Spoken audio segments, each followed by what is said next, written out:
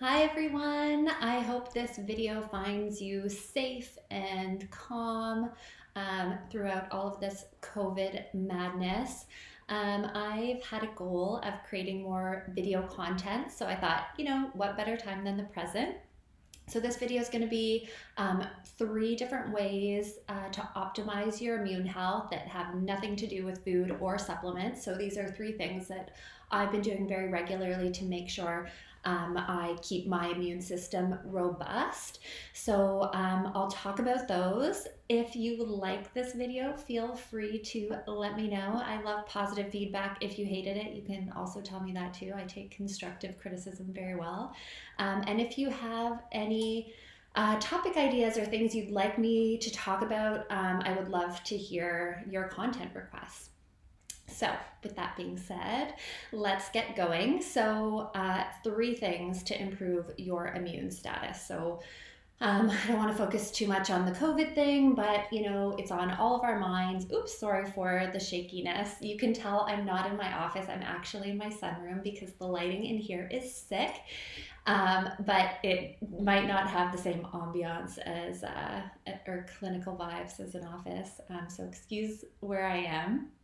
The first thing I wanted to talk about is maintaining regularity in your sleep and maintaining good, adequate hours of sleep. So, what I've been doing is going to bed regularly at the same time as I would, pre quarantine or pre self isolation. That helps create consistency in our circadian rhythms, and it gives our body adequate time to rest and allow those reparative, regenerative processes to occur. So even though we have more flexibility in our schedule, for myself personally and probably for many of you, it's important to really maintain consistency in sleep. So my husband and I still go to bed at 10 p.m. We turned old overnight, and that's what time we go to bed now. So we're in bed by 10 and we're up at 6, even though we don't technically have to be. So we get up in the morning, we have a black coffee. He really likes to Reddit and listen to podcasts, and I prefer more quiet time. So I might read a little bit or do some journaling, deep breathing, meditating, something like that. And then I like to get moving. So we've also recently been going for runs because we've noticed that our physical fitness, we're not being as active as we used to be. So the main point is, though, get into bed and make sure you're sleeping for 7 to 9 hours a night. So if you're having trouble sleeping, or if you've had trouble sleeping and you're not quite sure how to get that going, please get in touch with me or another naturopathic doctor. This is a really great time to work on sleep. There's lots of systems and strategies that we can implement to get you sleeping better.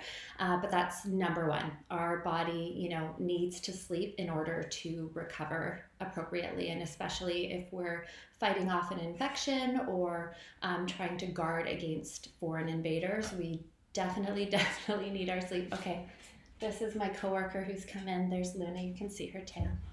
Okay. So the next one is keeping hydrated. And I know none of these are very sexy ideas. They're just they're basic and they're important, and they're what move the needle when it comes to consistency. So the next one is maintaining hydration. So you see me with my tea here. Basically, you want to be drinking enough water to keep your mucous membranes moist. I know that's a tongue twister and it sounds kind of gross for whoever hates the word moist. I'll say it again, moist. Just kidding. So that's important because we're being cautioned to not touch our face because that's where viruses and microbes enter our body. If you touch a doorknob and then you're touching your eyes, your mouth, your nose, that's the primary place where microbes and viruses can enter our bodies. But we're not defenseless against these things. We're exposed to those types of foreign invaders all of the time. We're on subways, we're maybe anymore, but when we're interacting in the world, there were always germs. This is not new. This is a particular type of virus that is threatening society for its own set of reasons. But really, our body does have mechanisms built into place to be able to fight these things off. So we want to support them as best as possible. So we got to keep those mucous membranes moist. So that means maintaining adequate hydration. Nona, she's drinking her water. She's practicing this to a T. And so you can do this by drinking water or tea, pretty much anything that's non-caffeinated. So coffee does not count towards your hydration because, sorry, it's anything caffeinated is dehydrating. I'm gonna close the door. Anything caffeinated is dehydrating. So you want to drink non-caffeinated teas, tisanes, water, and your target is half your body weight in ounces every single day. So if you weigh 100 pounds, you're going to target 50 ounces of water every single day. It can be things like juices, but I would avoid juices and like herbal teas. I don't love drinking tea all the time. I have like a love-hate relationship with tea. Sometimes I love it, and sometimes I'm just like, ugh, tea, why? Just give me water. But teas are great because you can also extract the medicinal benefits from the herbs. So, I mean, this is a jasmine green tea.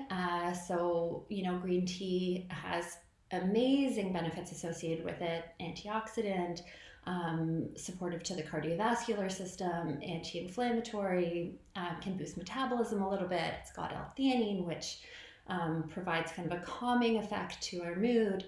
And all the herbs have these properties. So peppermint's great for digestion, chamomile, great for anxiety. So you can hydrate and can get yourself a little medicinal boost. So if you wanted to know more about what herbs might be best for you, definitely book an appointment with me and we can chat about how to work that into your daily routine. The last strategy, I want to clear this hair out, but it's like opposite. The last strategy I want to talk about is hot and cold, alternating hot and cold showers. So this is a really fun practice. I'll say fun because it's, you know, not that pleasant, but it's addictive. So you're going to like this. If you haven't tried it before, this practice is based in hydrotherapy. So using water to affect changes in our physiology and in our bodies. And basically all it is alternating the temperature of water in your shower from hot to cold, hot to cold. Now, some people do it the quick and dirty way, which I like. So that would be just taking a hot shower and then ending on a cold blast before you exit. That's usually my preferred way to practice it. But you're going to get more benefit if you really practice the alternating component. So that's flipping from hot to cold. You want to target to do this about 3 times. And you want to target the ratio to be 3 to 1 hot to cold. So you want to spend 3 times as long of a period of time in the hot phase to the cold phase. So it's just a cold blast. And really what's happening is during the hot phase, when you have that hot water pouring on you, your blood vessels that are close to the skin are going to dilate. And when you get the cold blast, they're going to contract. So they're going to create a pump in your circulatory system. And that's going to push your blood through a little bit more effectively, give it a bit of a boost, and it's going to have the same effect in your lymphatic system, which tracks the circulatory system. And the lymphatics is what moves things through our lymph tissue, which is really our immune tissue, where our kind of metabolic waste goes, where byproducts of cellular regeneration go, where foreign invaders captured viruses or microbes also go. So we're going to be pushing things out of the lymphatic system that way. So you can imagine if you do a hot shower and end up in a cold blast, you're going to get some benefit. But if you do it, you exercise that pump a few times, you're going to get even more benefit.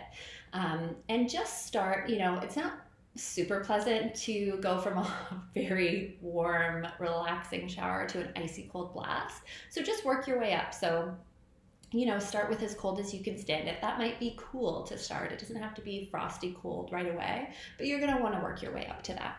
And so that will really help create movement in your immune system.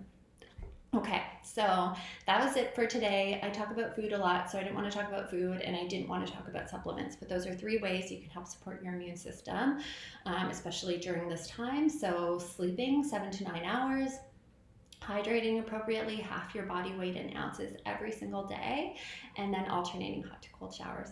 Okay, thanks for listening. Again, if you had any comments, please shoot them over, or if you have any content requests, I would love to hear them.